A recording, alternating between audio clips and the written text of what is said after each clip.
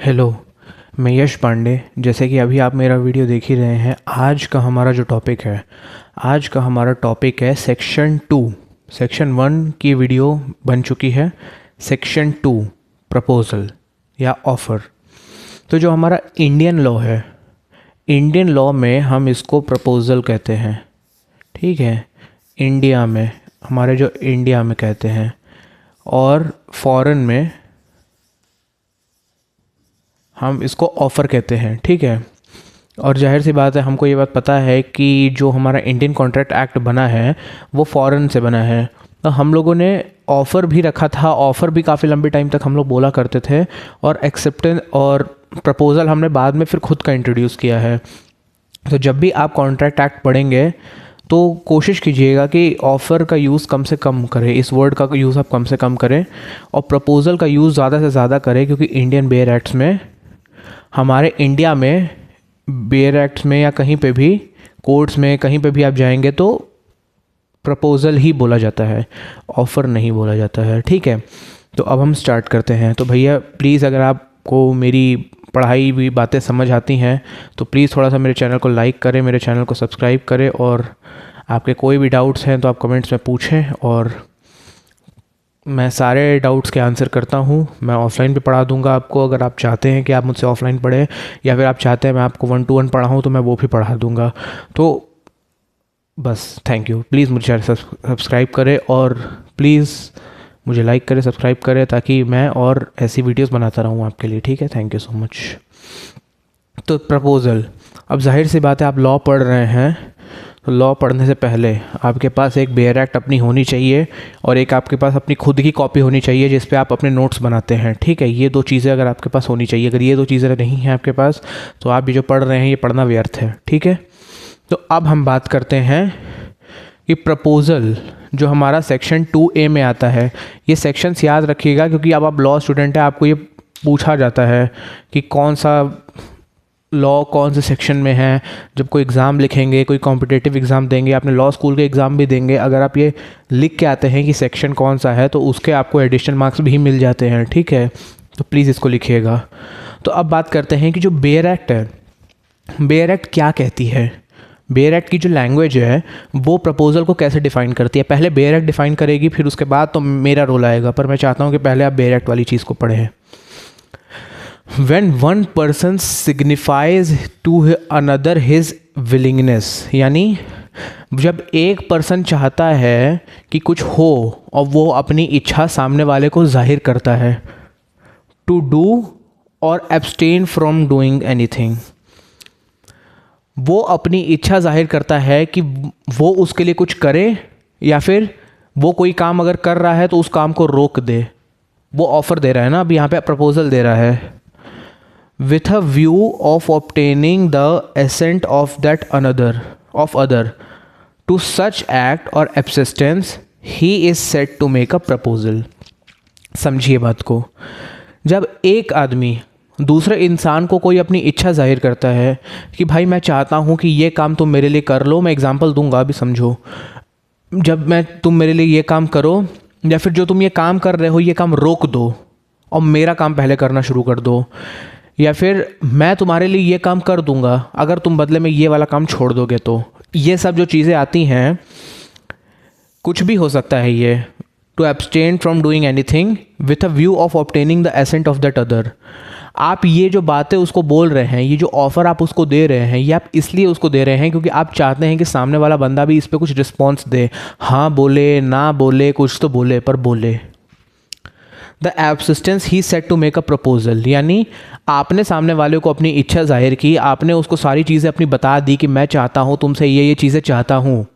ठीक है, तो जैसे हम बोलते हैं ना कई बार, वो क्या वैलेंटाइंस डे में कि प्रपोज कर दिया, प्रपोज कर दिया। प्रपोज क्या है? यही तो है, सेक्शन 2A ही तो है प्रपोजल, कि मैं चाहता हूँ कि तुम मेरी गर्लफ्रेंड बनो। ठीक है, person signifies his willingness to do और एब्सटेन फ्रॉम डूइंग एनीथिंग। और एब्सटेन फ्रॉम डूइंग कैसे, कि अब भैया अगर तुम मेरी गर्लफ्रेंड बनोगी तो तुम किसी और की गर्लफ्रेंड नहीं बन सकती, एब्सटेन भी कर दिया। With a view of obtaining the assent of that other, ठीक है, अगर तुम मेरी गर्लफ्रेंड बनोगी लेकिन तो तुम किसी और की गर्लफ्रेंड नहीं बन सकती, तो क्या फिर भी तुम मेरी गर्लफ्रेंड बनना चाहोगी? Obtaining the assent of other to such act, जो एक्ट हो रहा है प्रपोजल का, और एब्सिस्टेंस कि मैं भी फिर किसी के लिए कुछ, मैं भी तेरा ही रहूँगा, किसी और के पास नहीं जाऊँगा।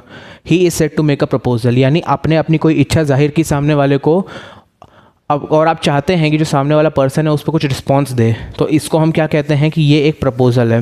अभी मैं इसका एग्जांपल भी दूंगा, ये एक सिंपल लैंग्वेज मैंने आपको बता दिया ये क्या है। अभी इसके बहुत सारे एग्जांपल्स हैं, इसके केस लॉज हैं और काफ़ी इंटरेस्टिंग केस लॉज हैं, ठीक है। इसका सुनो, मैं वैसे ये मुझे जहाँ तक लगता है प्रपोजल एक बहुत बड़ा टॉपिक होता है, तो प्रपोजल को पढ़ाने में मुझे थोड़ा टाइम तो लगेगा भाई। ये कम से कम मुझे 3 क्लासेस इसकी लगेंगी, जहाँ पे मैं प्रपोजल को एकदम कंठस्थ करा दूंगा आपको और आपको कोई प्रॉब्लम नहीं होगी, ठीक है। तो अब समझते हैं एग्जाम्पल इसका। एग्जाम्पल, हमारे पास 2 लोग हैं, ए और बी।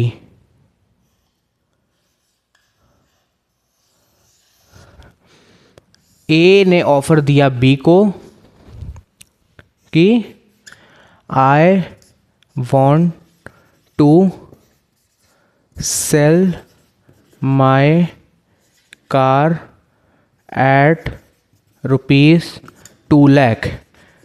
वो बोल रहा है, ए ने ऑफर दिया है बी को कि भाई मैं जो अपनी कार है वो 2 लाख रुपए में बेचना चाहता हूँ तुमको, ठीक है, क्या तुम मुझसे ये कार खरीदोगे? तो बी बोलता है यस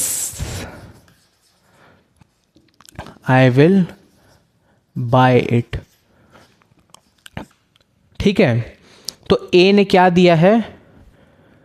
ऑफ प्रपोजल दिया है, यहाँ पे जिसको हम ऑफर भी कहते हैं ना, प्रपोजल दिया, ठीक है। और कैसा प्रपोजल दिया कि सामने वाला बंदा उस पर कुछ रिएक्ट करे, ठीक है, विथ एन, क्या इसमें एक वर्ड यहाँ पे लिखा होगा, आप बेरेट खोलेंगे, with a view of obtaining the assent of that other. I want to sell my car at ₹2 lakh. मैं इस इंटेंशन से आया हूँ तुम्हारे पास, इस व्यू पॉइंट से आया हूँ कि तुम सामने वाले पर्सन उस पर कोई अपना एसेंट दो, गलत दो, सही दो, हाँ बोलो ना बोलो पर बोलो, ठीक है। और बी ने क्या बोला कि yes I will buy it. तो जब बी ने बोल दिया कि भैया मैं कार खरीदने के लिए तैयार हूँ, तो जैसे ही बी ने ये बात बोल दी कि मैं कार खरीदने के लिए तैयार हूँ, तो बी ने क्या दिया यहाँ पे? अपना एक्सेप्टेंस दे दिया। एक्सेप्टेंस अपने आप में एक वीडियो अलग से इसकी बनेगी, सेक्शन 2B में आता है, ठीक है। एक्सेप्टेंस ये सेक्शन 2B में आता है, इसके लिए अलग से क्लास बनेगी, उस पर भी हम आएंगे। तो ए ने बी को ऑफर दे दिया, ए ने बी को प्रपोजल दे दिया कि मैं चाहता हूं कि तुम ये कार मुझसे खरीदो, और बी बोलता है कि ठीक है मैं तुमसे कार खरीदता हूं। तो जब ए ने अपना प्रपोजल दे दिया सामने वाले को, तो वो क्या हो गया? हमारा प्रपोजल हो गया कि तुमने अपनी इच्छा जाहिर की कार बेचने की, ठीक है। तो अब इसमें कुछ अभी चीज़ें मैं चाहता हूँ अब आपको बताऊँ, ठीक है। ये तो हो गया हमारा कि ए ने बी को कार खरीदने का प्रपोजल दिया और बी ने उस चीज़ को एक्सेप्ट कर लिया, ठीक है। अब इसमें कुछ चीज़ें हैं, ठीक है, कि जो हमारा, देखो मैं तुम्हें पहले भी एक चीज़ बता चुका हूँ कि जो प्रपोज करता है, प्रपोजी, फर्स्ट वीडियो देखना, who is giving the proposal. तो यहाँ पे हमारा प्रपोजी कौन हुआ? प्रपोजर, सॉरी, यहाँ पे हमारा प्रपोजर कौन हुआ? हमारा प्रपोजर हुआ ए। क्यों? क्योंकि वो ऑफर दे रहा है। मैं हर चीज़ लिखने क्यों लगता हूँ। ये हमारा जो प्रपोजर है, जो हमारा ए है, वो हमारा प्रपोजर है। क्यों प्रपोजर है? क्योंकि वही बंदा है जो ऑफर दे रहा है सामने वाले को कि भाई क्या तुम मुझसे कार खरीदोगे। प्रपोजर हुआ ना वो। और जो बंदा प्रपोज एक्सेप्ट करेगा, हाँ बोलेगा या ना बोलेगा, जिसको ऑफर दिया जा रहा है, वो कौन हुआ? हमारा प्रपोजी हुआ, ठीक है। अब इसमें एक चीज़ देखना आप, ये जो मैंने अभी आपको सिनेरियो बताया था कि ये जो हमारा ए है, ठीक है, और ये जो हमारा बी है, ये हमारा ए है, ये हमारा बी है। इसने ऑफर गिवन, इसने ऑफर एक्सेप्टेड। तो इस चीज़ में आपने एक चीज़ देखी जो हमारी बेयर एक्ट हमको कहती है, आप देखना बेयर एक्ट में फिर से एक बार ये लाइन में चाहूँगा आप पढ़वाओ। अब मैं बेयर एक्ट से इसलिए पढ़ा रहा हूँ बार बार क्योंकि देखो बेयर एक्ट हमारी भगवत गीता है। इसमें when one person signifies to other his willingness to do or abstain from doing something, तो when one person giving his willingness to do or abstain from doing something, ठीक है, इसमें हम देख सकते हैं कि जो हमारा प्रपोजर है वो जो अपनी विलिंगनेस से, अपनी इच्छा से सामने वाले को एक ऑफ़र दे रहा है, अपनी विलिंगनेस से सामने वाले को सिग्निफाई कर रहा है कि मैं चाहता हूँ कि ये कार तुम मुझसे खरीदो। ठीक है, जो हमारा ए है वो सिग्निफाई कर रहा है। ठीक है, ये चीज़ को ध्यान रखना, मैं ये वर्ड्स जानबूझ के बार बार बोल रहा हूँ। ठीक है, कि वो चाहता है कि तुम उससे उसकी कार खरीद दो। तो पहला क्वेश्चन तो ये हो गया कि भैया proposer is signifying his willingness. ठीक है भाई, तो अब एक क्वेश्चन यहाँ पे अराइज होता है कि जो हमारा प्रपोजी है वो अपनी विलिंगनेस क्यों देगा, मतलब वो जो अपना हमारा जो प्रपोजर है वो अपनी विलिंगनेस क्यों दिखा रहा है। ठीक है, जैसे ये है ना कि the proposer is showing his willingness to buy his car, वो अपनी कार बेचना चाहता है और वो उसकी इच्छा सामने वाले को जाहिर कर रहा है। तो क्वेश्चन ये जाहिर होता है यहाँ पे, अब ये क्वेश्चन यहाँ पे ये निकलता है कि वाई, वो क्यों अपनी विलिंगनेस दिखा रहा है यहाँ पे, वो अपनी विलिंगनेस को क्यों सिग्निफाई कर रहा है सामने वाले पर्सन को, to get the assent assent of the other. वो चाहता है कि सामने वाला जो पर्सन है वो उस पर अपनी सहमति जाहिर करे, इसलिए वो जो अपनी प्रपोजल, अपनी जो सोच है उसको सिग्निफाई कर रहा है, वो उसे अपना ऑफ़र जो है वो कम्युनिकेट कर रहा है, उससे जो अपना प्रपोजल है वो कम्युनिकेट कर रहा है। क्यों? क्योंकि वो चाहता है कि सामने वाला पर्सन इस पर कुछ बोले, हाँ बोले ना बोले, कुछ तो बोले पर बोले। ठीक है, तो ये तो हो गया हमारा कि मैंने आपको एक ऑफ़र दिया। ठीक है, मैंने आपको एक ऑफ़र दिया कि भाई आप मेरे से कोचिंग पढ़ो और बदले में आप मुझे 10,000 रुपये दे देना। ठीक है, तो मैंने पहले आपको ऑफ़र दिया कि आप मुझसे कोचिंग पढ़ सकते हैं, तो बदले में आपने भी मुझे बोल दिया कि ठीक है तो मैं आपको 10,000 रुपये भी दे दूंगा। तो यही होता है हमारा ऑफ़र। ठीक है, जब दोनों पार्टीज़ एक दूसरे के ऑफ़र को एक्सेप्ट कर लेती हैं, जब दोनों पार्टीज़ एक दूसरे को प्रॉमिस कर देती हैं, तो फिर वो ऑफ़र, एक्सेप्टेंस, प्रपोजल, एग्रीमेंट और कॉन्ट्रैक्ट बनता है। ये पूरी अपने आप में क्लासेस हैं और उस पर हम आएंगे, धीरे धीरे आएंगे, धीरे धीरे आएंगे, हम एकदम से जल्दी से नहीं आ सकते। ठीक है, अब एक वर्ड होता है जो मैं चाहता हूं आपको बताऊं, एक वर्ड होता है ओमिशन। ठीक है, ओमिशन।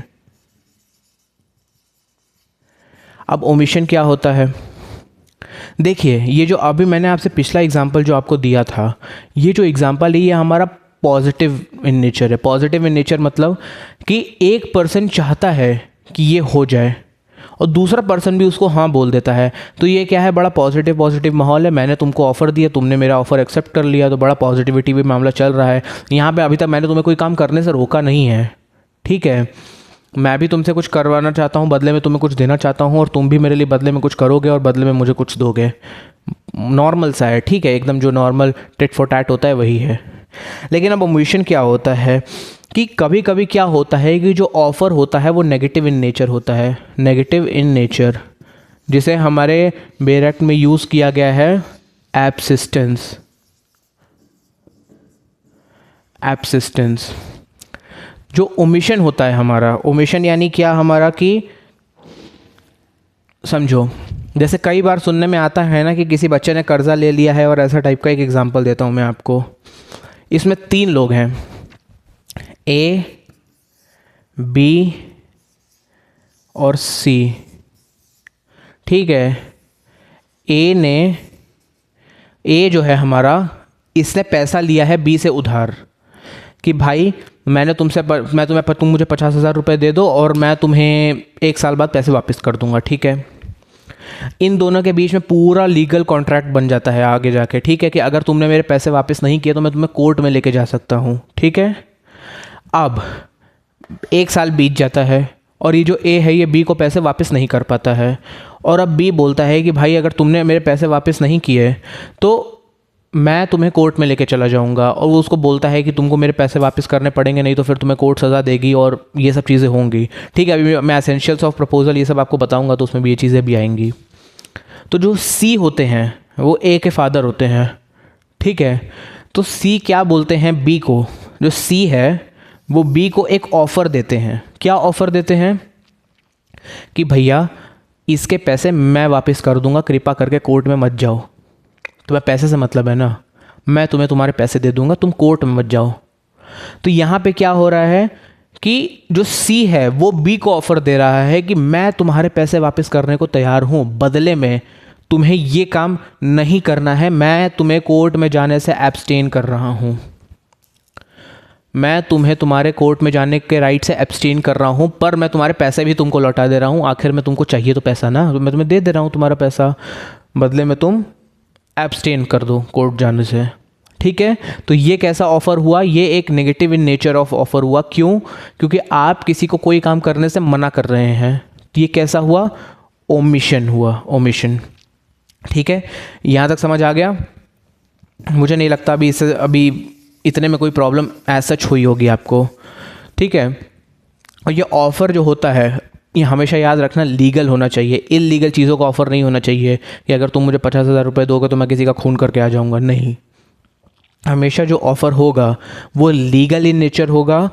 ऐसा कोई भी ऑफ़र आप किसी इंसान को नहीं दे सकते जो हमारे देश के किसी भी कानून में, कोई भी कानून हो उसमें इल्लीगल हो।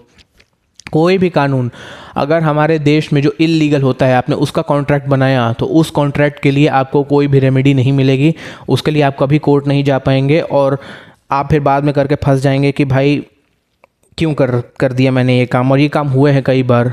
तो ये भी चीज़ें एक होती हैं। एक होता है पॉजिटिव नेचर का प्रपोजल, पॉजिटिव नेचर का यानी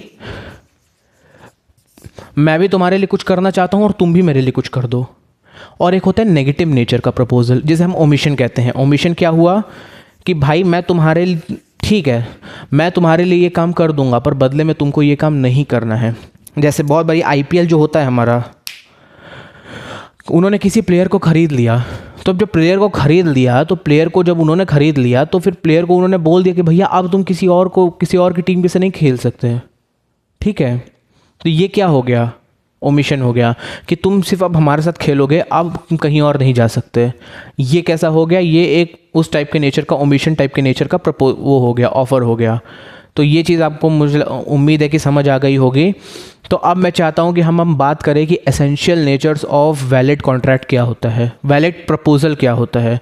प्रपोजल आपको समझ आ गया कि मैं अपनी इच्छा आपको सिग्निफाई कर रहा हूँ कि मैं चाहता हूँ कि ऐसा हो, और इस इंटेंशन से मैं आपको सिग्निफाई कर रहा हूँ अपना प्रपोजल कि आप उस पर हाँ बोलेंगे, ठीक है। अगर आप ना बोलेंगे तो कॉन्ट्रैक्ट बनेगा ही नहीं, वो पहुँचेगा ही नहीं, वो प्रपोजल पे ही कैंसिल हो गया मामला।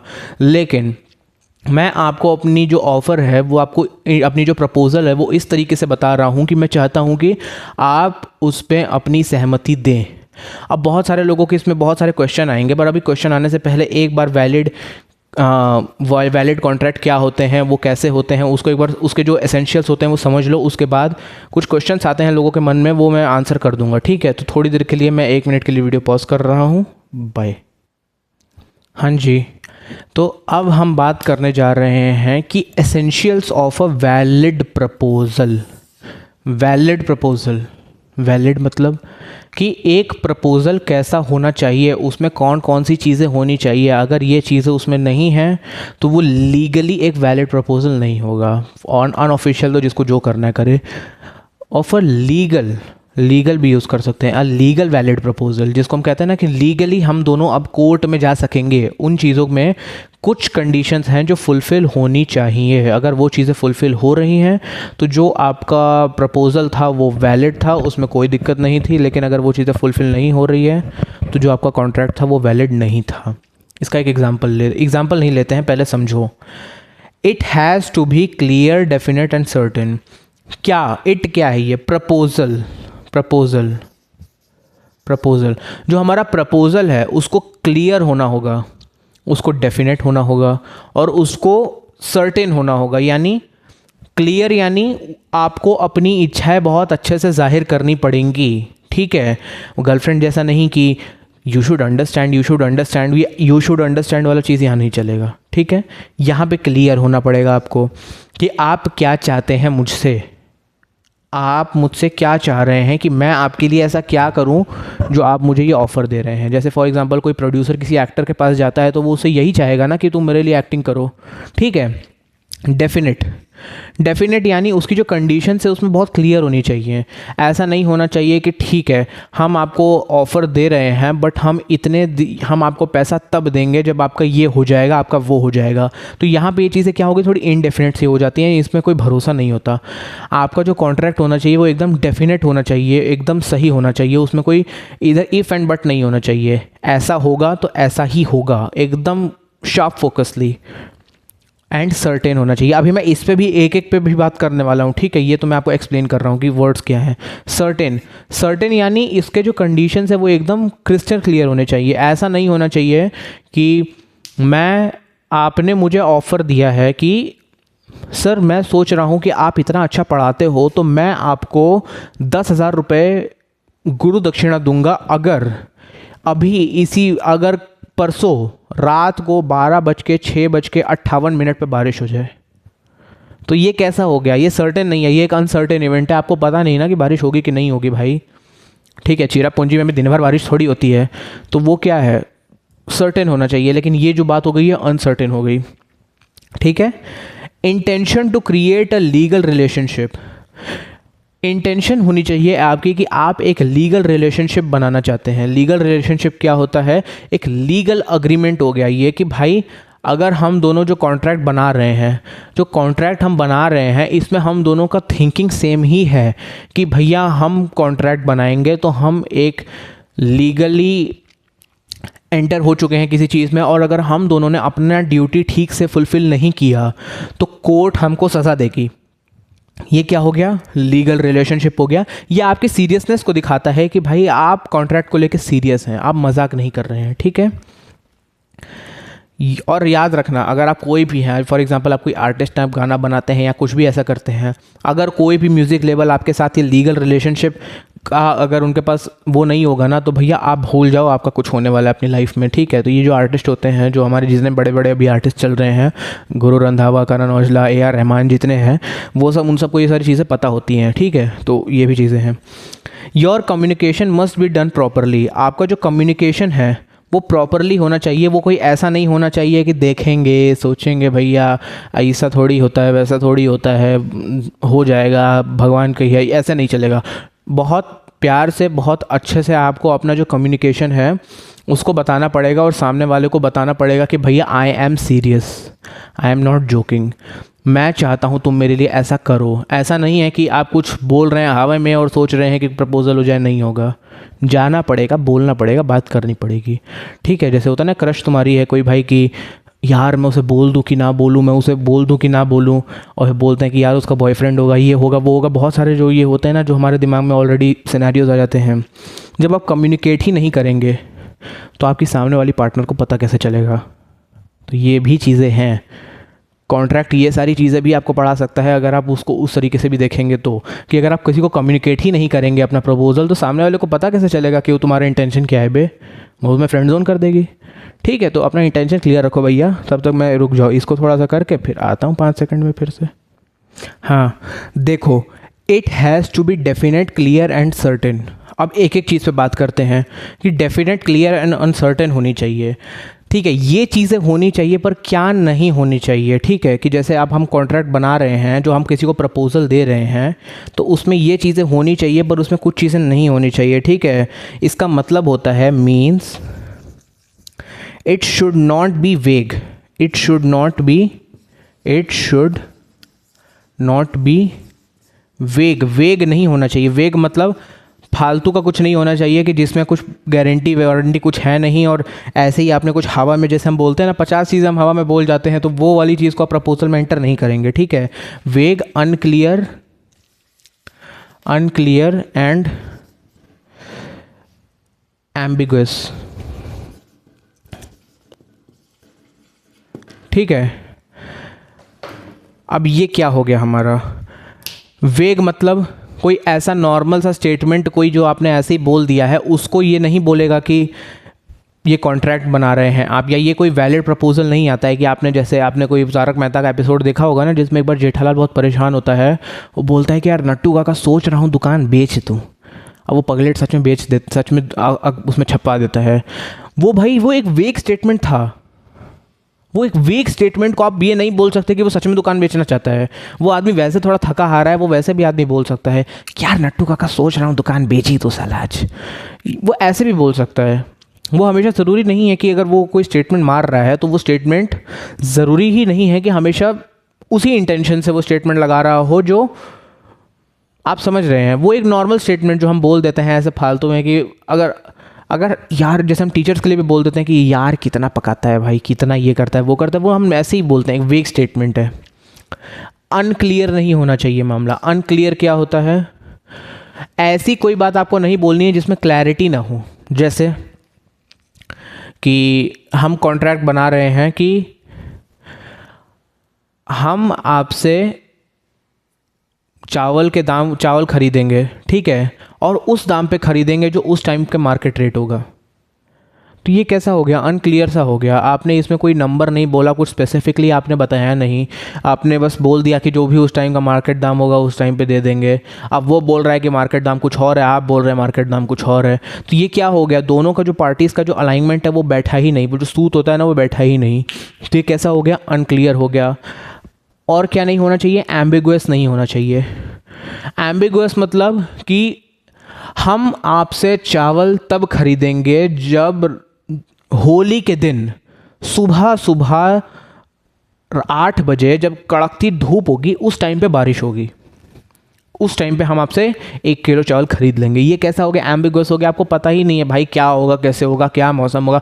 आप कुछ जानते हैं, ठीक है, चिल्लाते रहो 2026 में दुनिया ख़त्म है, पर आपको पता नहीं ना कि क्या हो सकता है, क्या नहीं हो सकता है। कुछ भी हो जाए भाई, किसी को मालूम है कुछ।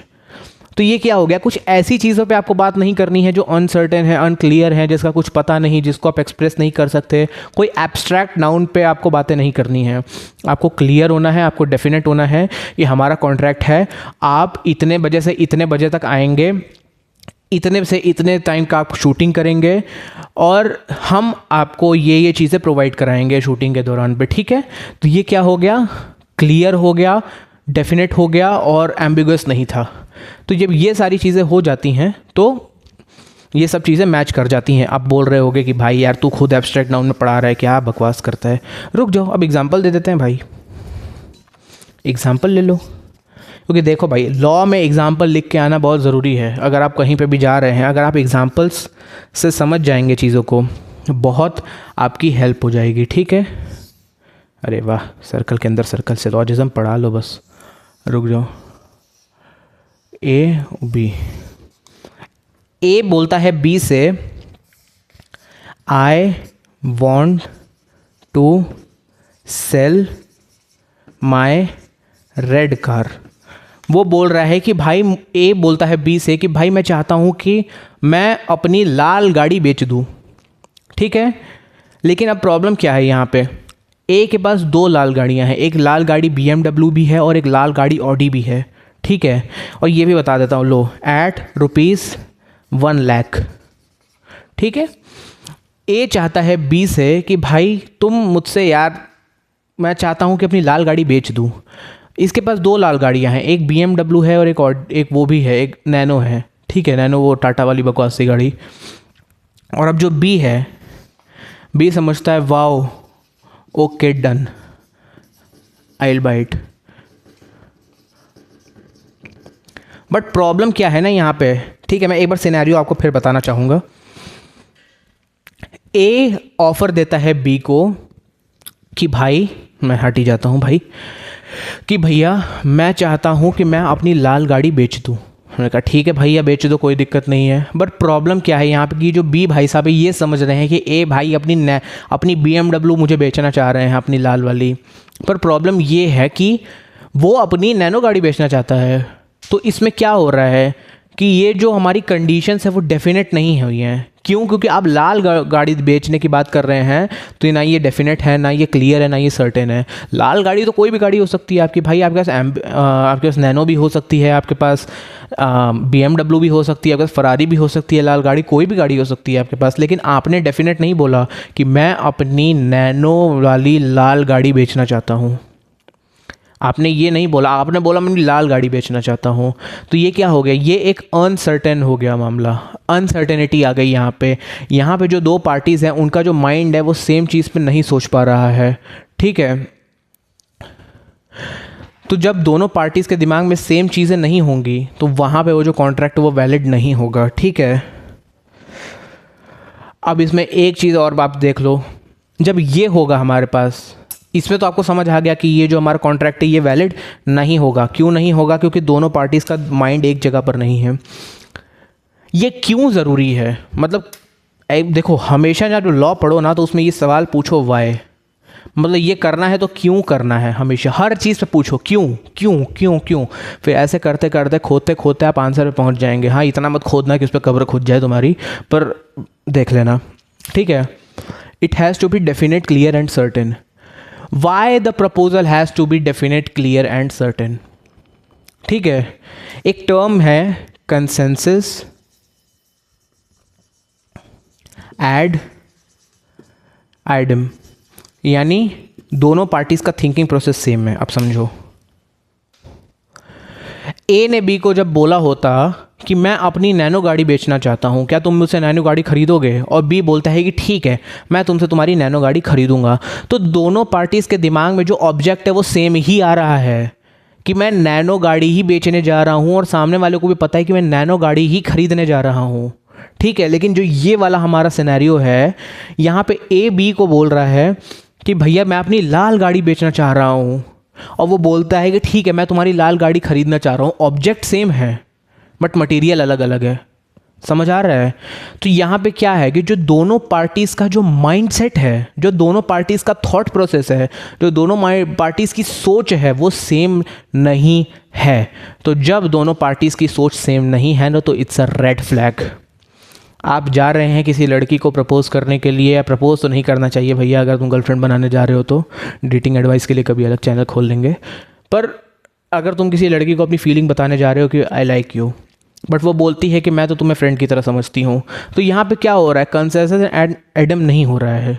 यहाँ पे जो दोनों पार्टीज़ हैं उनका थॉट प्रोसेस मैच नहीं कर पा रहा है। जब थॉट प्रोसेस मैच नहीं कर पा रहा है तो ये एक वैलिड कॉन्ट्रैक्ट ऑफ प्रपोजल ही नहीं हो पाया। क्यों? क्योंकि जब दोनों पार्टीज़ का थॉट प्रोसेस सेम नहीं होगा किसी चीज़ को लेके, जब दोनों पार्टीज़ का गोल सेम नहीं होगा किसी चीज़ को लेके, तो वहाँ पे एम्बिग्विटी आ जाएगी, वहाँ पे अनसर्टेनिटी आ जाएगी, और वहाँ पे इनडेफिनेट हो जाएगा वो चीज़। तो वो क्या हो गया, गलत हो गया हमारे साथ।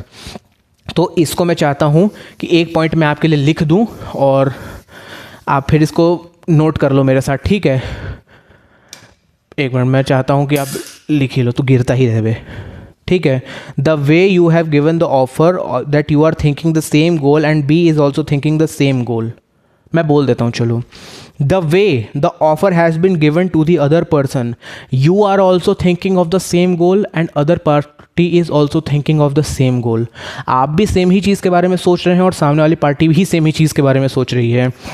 जब दोनों पार्टीज़ का थॉट प्रोसेस सेम है, जब दोनों पार्टी सोच सेम चीज़ रही हैं, तो यहाँ पे कंसेशन एडम हो गया और ये वाला चीज़ हमारा टिक लग गया। लेकिन अगर दोनों पार्टी सेम चीज़ नहीं सोचेंगी तो भैया ये बहुत बड़ा रेड फ्लैग है, और यहाँ पे आपका नहीं चल पाएगा मामला। क्यों? क्योंकि यहाँ पर जो चीज़ें हैं आपकी, यहाँ पर वो चीज़ें नहीं हो पा रही हैं और मामला गड़बड़ है, ठीक है। दोनों पार्टीज़ को क्या होना होगा, सेम ऑब्जेक्ट, ठीक है, सेम इंटेंशन, ठीक है, और सेम सेंस में, कि वो किस सेंस में आपको बेचना चाह रहा है, वो कौन सी गाड़ी बेचना चाह रहा है। जब ये तीनों अलाइन हो जाएंगी इनके साथ तो ये एक वैलिड कॉन्ट्रैक्ट बन जाएगा और यहाँ पे कोई भी दिक्कत नहीं होगी। अगर आप किसी भी चीज़ पे कोई भी सेम ऑब्जेक्ट पे अग्री कर देंगे, सेम इंटेंशन पे अग्री कर जाएंगे, बट सेम सेंस में अग्री नहीं करेंगे तो वहाँ भी प्रॉब्लम है। ये तीनों चीज़ों का होना ज़रूरी है। अब मैं क्या कहना चाहता हूँ, मैं लाल गाड़ी खरीदने के लिए तैयार हूँ, मैं भी ठीक है भाई, मैं भी लाल गाड़ी बेचने को तैयार हूँ। कौन सी लाल गाड़ी भैया, कौन सी लाल गाड़ी की बात कर रहे हो तुम? BMW की बात कर रहे हो या नैनो की बात कर रहे हो? डिफ़ाइन करो ना, हर चीज़ को डिफ़ाइन करना पड़ेगा। हर चीज़ के वाई में जाओ, ठीक है, उस पर अपनी कब्र खुदवाओ, खोदो हर बात पे। जब इतना मत खोद देना कि बस तुम्हारी कब्र खुद जाए उस पर, बाकी कोई दिक्कत नहीं है, ठीक है।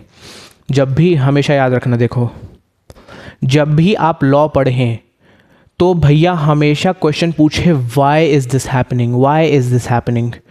जब तक आप वाई नहीं पूछेंगे आपको आंसर नहीं मिलेगा। और भैया खोदो जितना हो सके, पर इतना मत खोद देना कि उस पर तुम्हारी कब्र खुद जाए, ठीक है, बस। तो ये तीनों चीज़ें जब अग्री हो जाता है मामला, तो अब कोई दिक्कत नहीं है।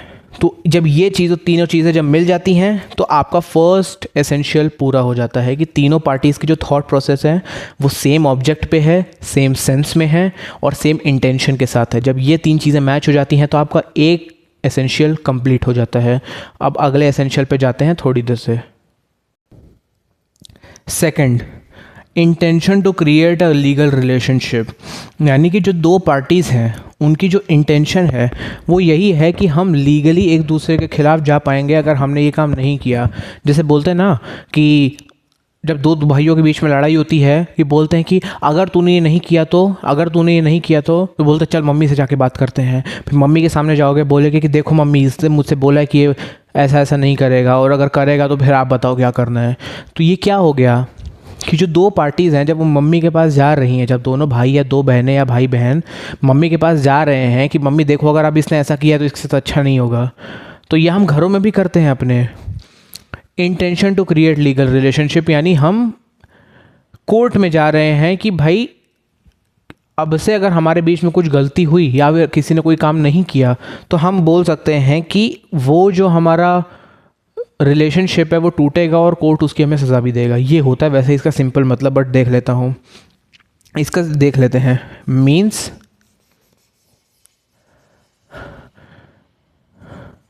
Now it is lawful in nature, ठीक है।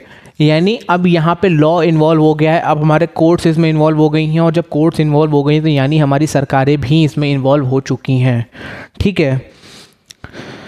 इसको हम कह सकते हैं एक लीगल अग्रीमेंट भी कह सकते हैं, ठीक है, लीगल अग्रीमेंट भी कह सकते हैं कि दो पार्टीज़ के बीच में जब दोनों का थॉट प्रोसेस सेम है, दोनों ने पिछला वाला इंग्रेडिएंट मैच कर लिया है, दोनों के बीच में लीगल अग्रीमेंट हो चुका है, तो अब क्या करेंगे कि चल ठीक है तूने भी अग्री कर लिया मैंने भी अग्री कर लिया। पर अग्री करने से क्या होता है, हम दोनों में से कोई भी तो एक पार्टी है ना जो तुम्हें धोखा दे सकती है।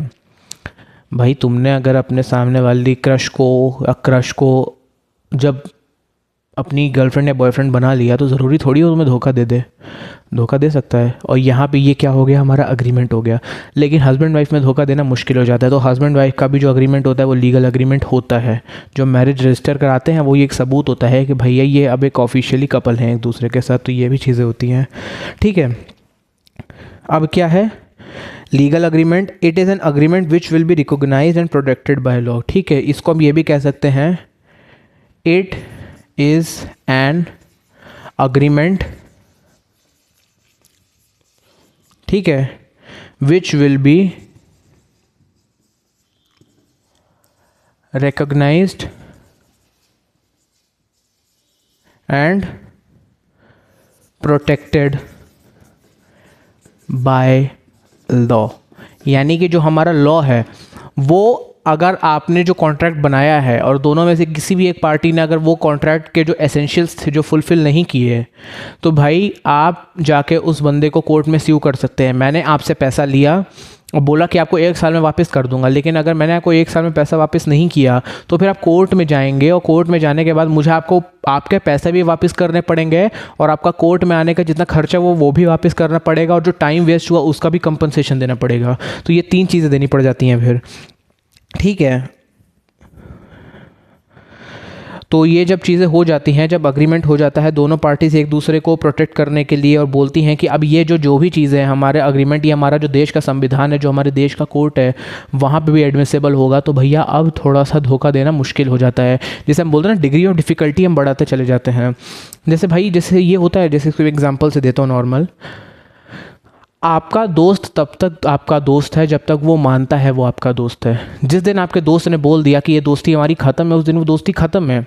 आप कोर्ट में नहीं जा सकते कि मैंने इसके लिए तो इतना किया, ये किया, वो किया, पर फिर भी देखो ये मेरे से दोस्ती तोड़ रहा है। नहीं, क्योंकि वो कोई लीगल रिलेशनशिप नहीं है। बट हस्बैंड वाइफ का जो रिलेशनशिप है, आप बोल दो अपनी बीवी को, जाके अपने पापा को बोल देना, जाके अपनी मम्मी को बोल दे कि आज से मम्मी आपकी बीवी नहीं है। भैया पूरा तंत्र बैठा है, सास ससुर, लड़की के माँ बाप, कोर्ट्स, उनके बच्चे, उनके जो भी हैं, उनकी जो प्रॉपर्टीज़, उनके फ़ोटोज़, सब कुछ बताने के लिए तैयार है कि भैया वो तुम्हारी बीवी है, बोल के नहीं छोड़ सकते तुम ऐसे उसको। तो ये क्या हो गया, हस्बैंड वाइफ के बीच में लीगल रिलेशनशिप हो गया। समझ आ गया कि जब अनऑफिशियल कोई चीज़ होती है तो वहाँ पे लीगली बाइंडिंग नहीं होता है, क्योंकि वहाँ पे कोई लीगल इंटेंशन नहीं होता। लेकिन जब प्रशासन इन्वॉल्व हो जाता है, कोर्ट्स इन्वॉल्व हो जाती हैं, तो वहाँ पे लीगल रिलेशनशिप में आना मैंडेटरी हो जाता है। और अगर कोई पार्टी कोई अपना ड्यूटी फुलफ़िल नहीं करेगी तो वहाँ पे ये चीज़ें भी दिक्कत देती हैं, ठीक है। और क्या, अगर यहाँ पे कुछ ब्रीच हुआ, ठीक है, if in case of breach, ठीक है, बिटवीन पार्टीज़, कि तुमने कोई काम बोला और उसने वो काम नहीं कर पाया। देखो ब्रीच करने में और धोखा देने में भी अंतर होता है, वो भी मैं बता दूंगा अभी। Court can compel the other party, ठीक है। अगर आपने कोई अपना कॉन्ट्रैक्ट का ब्रीच किया है, ठीक है, अगर आप दोनों में कोई कॉन्ट्रैक्ट हुआ है कि मैं तुम्हें कार दूंगा और बदले में तुम मुझे 50,000 रुपये दे देना, ठीक है, आपने 50,000 रुपये दे दिए, लेकिन अभी तक उस बंदे ने आपको कार भिजवाई नहीं है, तो आप कोर्ट में जाके बोल सकते हैं कि इसने अभी तक मुझे कार नहीं भिजवाई है, मैंने इसको पैसे दे दिए हैं।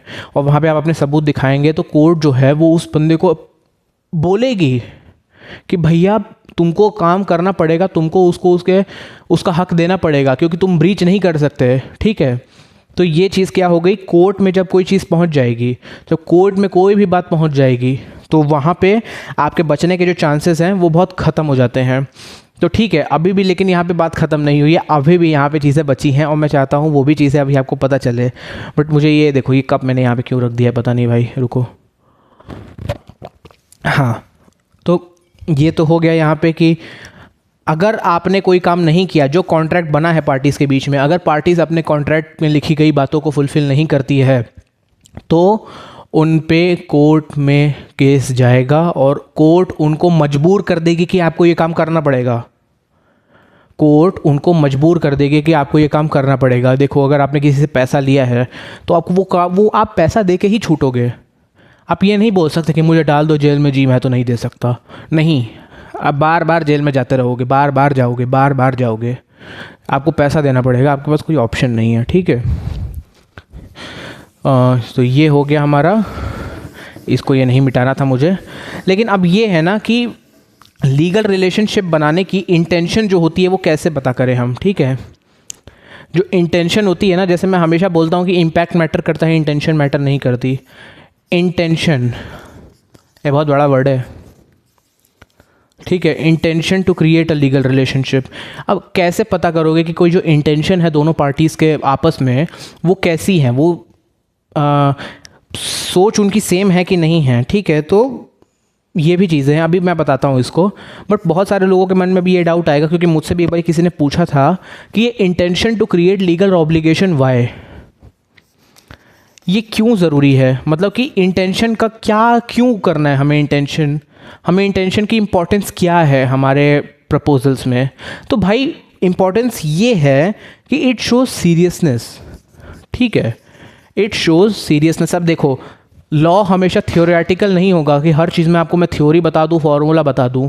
जो लॉ होगा ये साइकोलॉजिकल भी होगा, ह्यूमनली भी होता है, क्योंकि ये ह्यूमन बिहेवियर से रिलेटेड है law.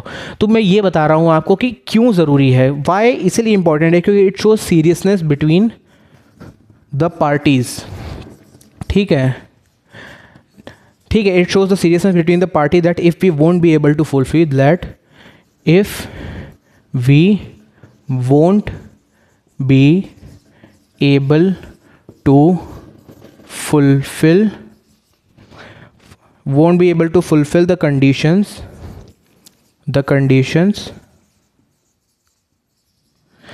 we have to face the consequences।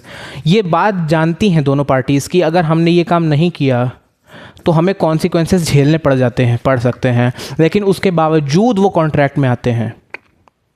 तो ये क्या दिखाता है, ये एक सीरियसनेस दिखाता है दोनों पार्टीज़ के बीच में कि भैया we know that we will going to suffer these consequences but yet we decided that we will be the part of this agreement. Why? Because we are serious for each other, we are serious for the object of the contract, we are serious for the goal of the contract. जब आप serious होंगे तो ये seriousness दिखाती है आपकी चीज़, ठीक है। और कुछ इसमें ऐसा सच नहीं है कि लीगल इंटेंशन का इतना क्यों चिल्लम चिल्ली हो रहा है, बस इसीलिए दिखाती है, ठीक है। तो ये होता है हमारा इंटेंशन। अब ये क्या है, हमारा लीगल रिलेशन का जो इंटेंशन है ये भी दो टाइप का होता है भाई, ठीक है।